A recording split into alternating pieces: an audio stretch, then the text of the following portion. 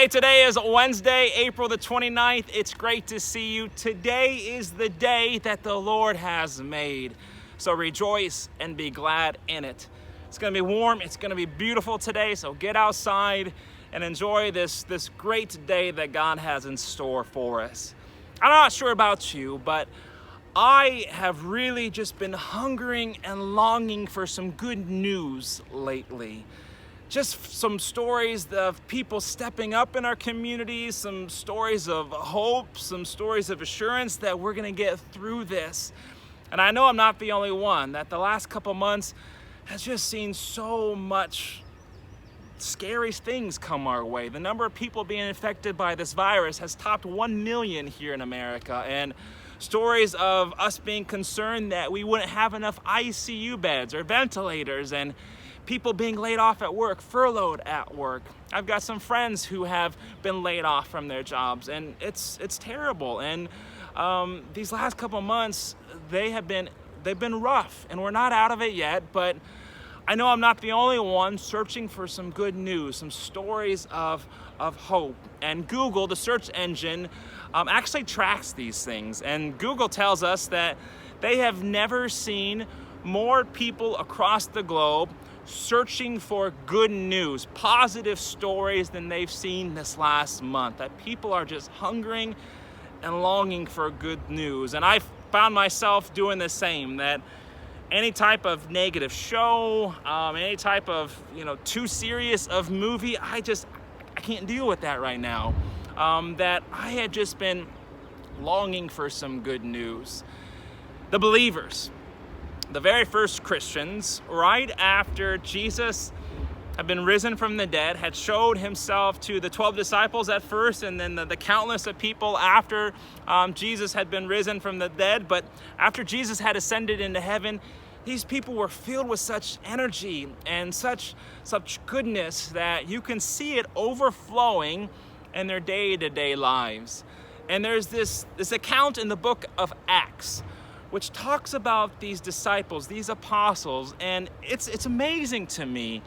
The type of energy, the type of love, the type of goodness that just flows outside of them. And I want to read that to you this morning. So I'm going to read this morning from Acts, the 2nd chapter, beginning in verse 42. They devoted themselves to the apostles, teaching and fellowship, to the breaking of bread and the prayers. Awe came upon everyone because many wonders and signs were being done by the apostles. All who believed were together and had all things in common. They would sell their possessions and goods and distribute the proceeds to all as any had need. Day by day, as they spent much time together in the temple, they broke bread at home and ate their food with glad and generous hearts, praising God and having the goodwill of all the people. And day by day, the Lord added to their number those who were being saved.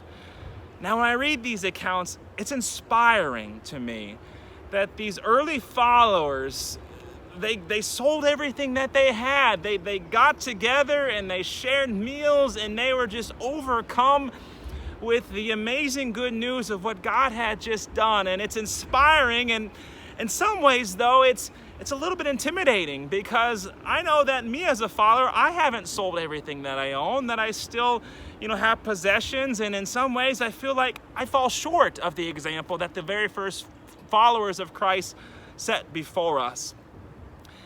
And I've put some thought into, what is it that causes a person to do things like this? What is it that causes a person to step up and to give of their time and to be active in our community, to devote time and energy into feeding in soup kitchens or anything else? Because right now our world desperately needs it. And I've come to the realization that the guilt that sometimes we feel that we should be doing more. And when I read this in Acts, there's part of me that feels guilty that I'm not doing more than I should, because I could be doing more than I'm currently doing. And maybe you felt the same, that there is a certain sense of guilt when the Bible calls us into action, when the Bible tells us to love our neighbor, and there's passages that talk about if you see someone in need, pull the coat off of your own shoulders and give it to a brother or sister in need. And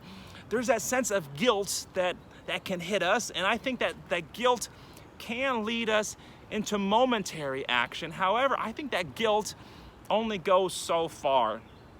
That my estimation, when I see people today stepping up and doing amazing things, and there are amazing things going on right now all across the globe as we deal with this pandemic, it's not a sense of guilt that I think is driving most people forward, but it's a sense of love. It's a sense of service. It's a sense of I have some type of ability, I've got money, or I've got resources, or I've got talents that can be put to use today. The founder of MyPillow transformed his factory to making these ventilators, and he's just one of many different stories. And I know our communities as well are seeing these people step up.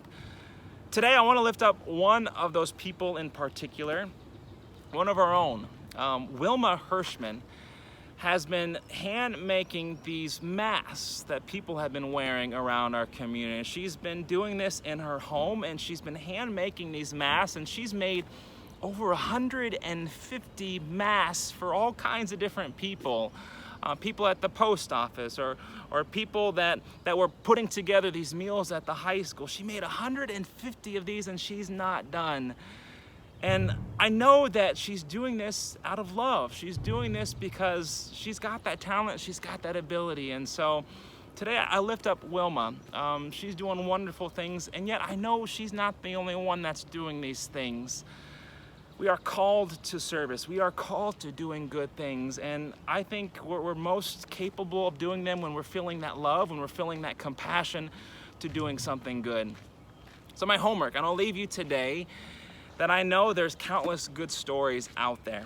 If you know one, lift it up today. Respond on this Facebook thread or send me a message on the website. Give me some names, give me some examples. There's good news, and we're hungering for it, and they're out there. Share this good news with us today. Amen.